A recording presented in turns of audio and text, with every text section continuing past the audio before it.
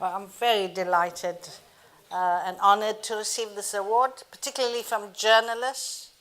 All of us who worked at the UN know how much we like journalists. I barely retired, and they want to know, so what have you achieved? What's the relevance of human rights? So I love journalists because they question you and they really shake up your conscience. This is a particularly pleasing reward for me, and also the scarf I received from the UN Correspondents Association. It touched me very deeply because that's not something that correspondents do. Thank you, Sherwin, for that wonderful South African introduction. And that's true. It's 6 weeks since I've retired, and I thought that people would leave me alone, that I won't be noticed in South Africa, but it's truly a revelation to me that I am recognized everywhere, which means that ordinary people are following global events in South Africa. So I've been told by people on the street, we need you, we need your voice. We need you like we need Archbishop Desmond Tutu, which is rather nice. Let me say what a privilege it is to see so many good friends here. My two former colleagues, Jeffrey Feltman from DPA and Harvey Latsus. I don't know whether to say I extend my sympathies to you. But being an insider, let me say, they really carry a huge workload. It's just really, and I am really touched that the two of you found time to be here. Thank you so much. And so many ambassadors I recognize here today. It's wonderful to receive you as friends as well. It is possible for a High Commissioner for Human Rights to carry out the mandate of protection and promotion of human rights without antagonizing anyone. Many ambassadors said to me quietly, you just continue doing your work, but we as ambassadors have to come to you to object. So I received very fond farewells both from my colleagues in OHCHR and ambassadors of all the regions. And I think then that is very important for the position of High Commissioner for Human Rights, when that position and the work has been received so well by all regions.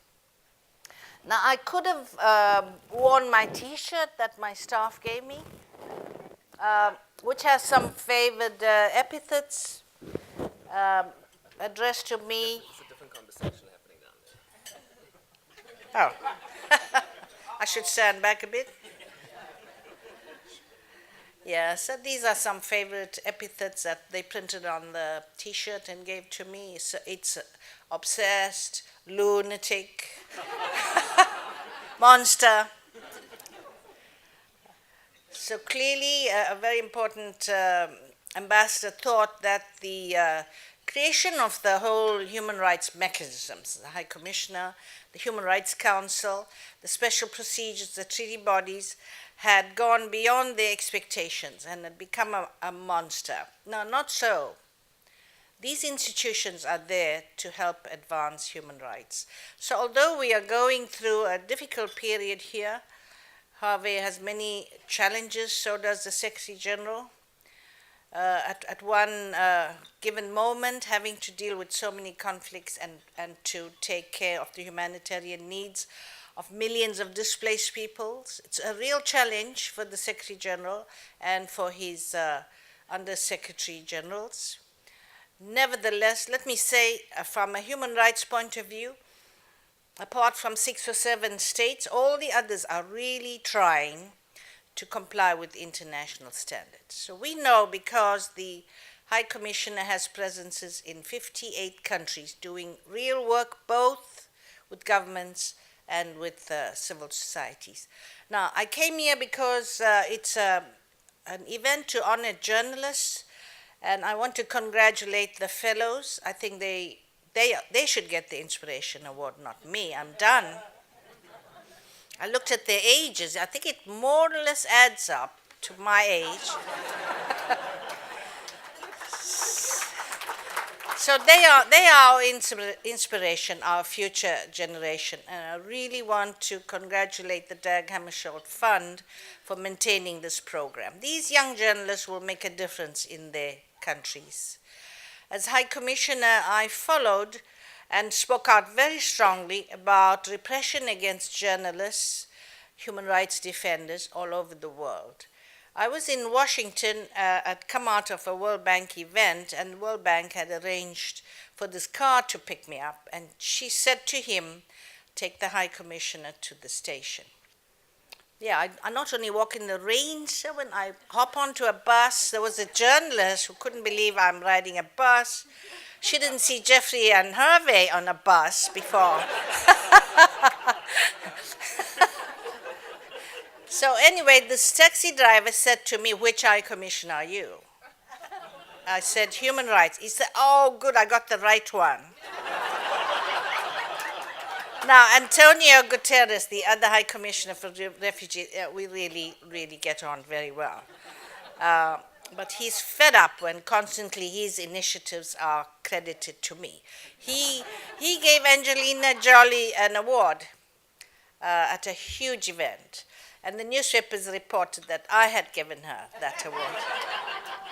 So back to this taxi driver, his immediate problem was that very many journalists from his country who had studied here in the US were now serving shocking terms of imprisonment, 20 years and so on, for going back home and writing articles critical of the functioning of government.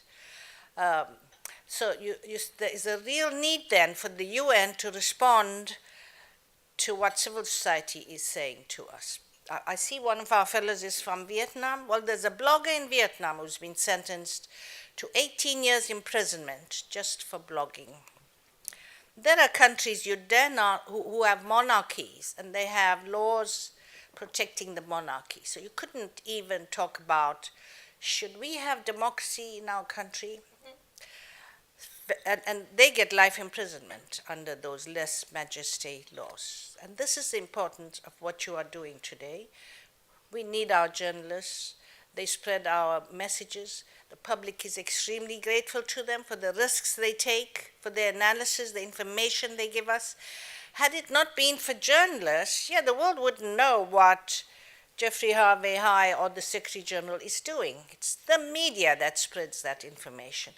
So the United Nations is committed to protecting human rights defenders and journalists. And thank you very much for giving me an award today. Thank you for coming.